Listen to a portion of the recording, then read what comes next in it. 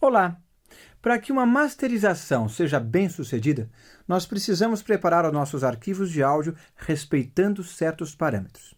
E mesmo que você masterize as suas próprias produções, as dicas a seguir vão ser muito úteis para evitar alguns problemas técnicos que infelizmente ocorrem bastante por aí. Então vamos lá! Vamos supor, por exemplo, que você vá criar a sua mixagem em seu computador, certo? Muito bem. Sem a ajuda de um equipamento analógico externo ou de um console de mixagem digital, só para deixar o nosso exemplo mais interessante. Muito bem. Nesse caso, a masterização da mixagem deve ser exportada como um arquivo sem dithering em 32 bits flutuantes, como um formato WAV e armazenado em CD-ROM. Quando se grava numa mídia ótica como CD ou DVD, temos problemas de perda de dados, chamados de blur, ou Block Error Rate. A fim de minimizar as perdas, grave suas mídias em velocidade lenta. O valor de blur é um valor de erro estatístico de uma mídia de dados digitais, cujos valores máximos admissíveis são definidos no caderno de especificações Red Book, ou livro vermelho. Para a verificação do CD, você pode fazer um segundo arquivo, em que a última ação tomada é passar um dither nos inserts da master para 16 bits. Em seguida, defina o formato de destino na opção de exportação para 16 bits. Não é recomendado usar um DAT de 16 bits para trabalhar uma DAW, nem como um meio de masterização. O mesmo se aplica para um gravador de master em alta resolução.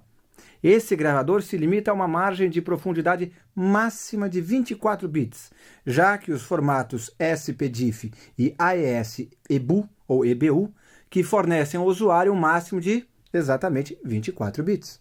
Remova o maximizer de loudness e o compressor multibanda do bus principal.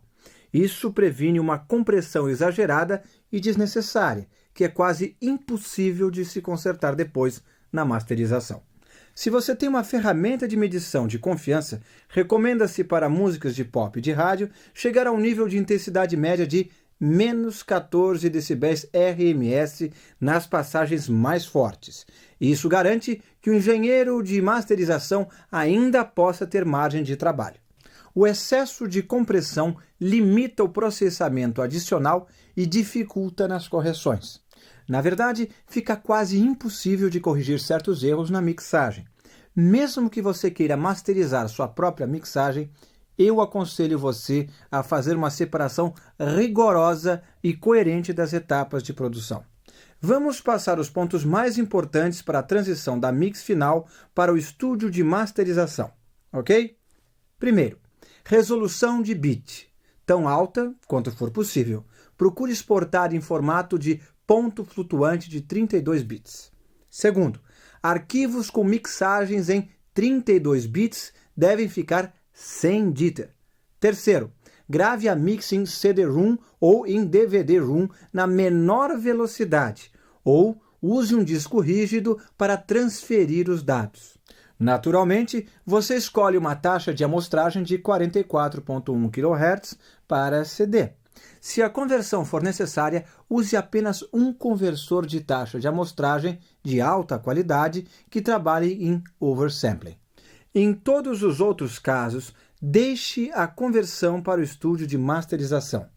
Converter a taxa de amostragem é um processo muito delicado que requer extremo conhecimento de computação. Para manter uma elevada qualidade técnica, só pode ser realizada por meio de amostragem dobrada repetida. Isto é, a duplicação da frequência de amostragem. Caso contrário, nós vamos ter erros de arredondamento. Não use fades antes de fazer a masterização, a não ser que eles façam parte fundamental do arranjo musical da canção. O processo dinâmico de fades na masterização pode resultar em um desequilíbrio de efeitos e detalhes irreversíveis. Não corte nenhum início ou final, porque esse curto lead-in é essencial para a pré-visualização. É conhecido como predict, que significa literalmente prever. Essa é a função de vários plugins da masterização. No processamento adicional, não ter esses lead-ins pode levar a problemas. Por exemplo, quando você marca a região a ser exportada no seu projeto, faz sentido incluir esse lead-in, não só o início da música. Quando você exportar as mixagens, classifique-as com os títulos corretos na ordem desejada.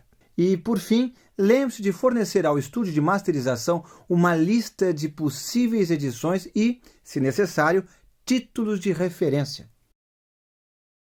O engenheiro de masterização combina os vários arquivos de mixagem em uma estética de som uniforme. Esses arquivos podem ter sido criados semanas, meses ou até mesmo com anos de diferenças. Frequentemente em estúdios diferentes e até mesmo por diferentes engenheiros. O volume é comprimido com o devido cuidado e o material, se necessário, ajustado na curva de loudness, conhecida como curva de Fletcher-Munson. Isso garante que o material soe bem em qualquer lugar, na rádio, no carro, na cozinha ou em um aparelho de som de altíssima qualidade. Aqui, a parcialidade e a inibição também podem ser prejudiciais. Se você estiver dirigindo a sua própria produção, deixe que um intervalo de tempo entre a mixagem e a masterização ocorra. Se possível, use uma sala de controle diferente para a mixagem. A masterização também tem por objetivo descobrir erros causados pela acústica defeituosa no estúdio da mixagem. Se você masterizar, por exemplo, na mesma sala de controle da mixagem, os erros de acústica e ressonância vão passar desapercebidos. Enfim, temos um curso inteirinho sobre masterização e lá a gente passa mais detalhes importantes sobre o tema. O tópico requerimentos técnicos para uma boa sonoridade é mais bem explicado em texto. Por isso, baixe o PDF chamado Requerimentos Técnicos, que está nesta aula. Quanto mais bits, melhor o som. Esta regra é essencial se você quer chegar a uma mix com profundidade espacial. Por essa razão, siga o seguinte conselho. Para obter os melhores resultados possíveis, use arquivo de ponto flutuante de 32 bits. No seu programa de áudio, abra as configurações de projeto, ache o formato de gravação ou record format e escolha a opção de 32 bits de ponto flutuante ou 32 bit float. Assim, todos os arquivos recém-gravados e arquivos produzidos no processamento fora de linha são calculados e armazenados no formato de 32 bits. Ao mixar um projeto com arquivos em um formato de resolução mais baixa, converta todos os arquivos para essa resolução inferior. No Cubase, você tem a opção Pool, onde você tem a opção de adequar arquivos ou Conform Files. Você tem agora a possibilidade de manter ou repor os arquivos originais. No Pro Tools, a conversão ocorre no momento da importação. Vou passar um resumo das vantagens desse formato de arquivo. Vamos lá. Mantendo o formato de 32 bit float, não há sobrecarga de variações que poderiam ter um efeito negativo sobre o som. No formato de 24, quando se passa de 0 decibéis, deve haver um corte. Os processadores padrão da AMD e Intel trabalham em 32 bit float e exigem menos subdivisões. Por isso, não exigimos tanto processamento quanto em 16 ou 24 bits. Todos os cálculos internos do Cubase, Nuendo e Wavelab são feitos em resolução de 32 bits. Você não deve usar dithering até o passo final do processo de masterização. Não há erros de arredondamento causados por truncagem. O que é truncagem? Bom, truncamento é o termo usado para descrever o cut-off, ou, respectivamente, encurtamento do comprimento de informação. Isso é resultado da conversão para uma resolução de bits mais baixa em determinadas etapas de processamento.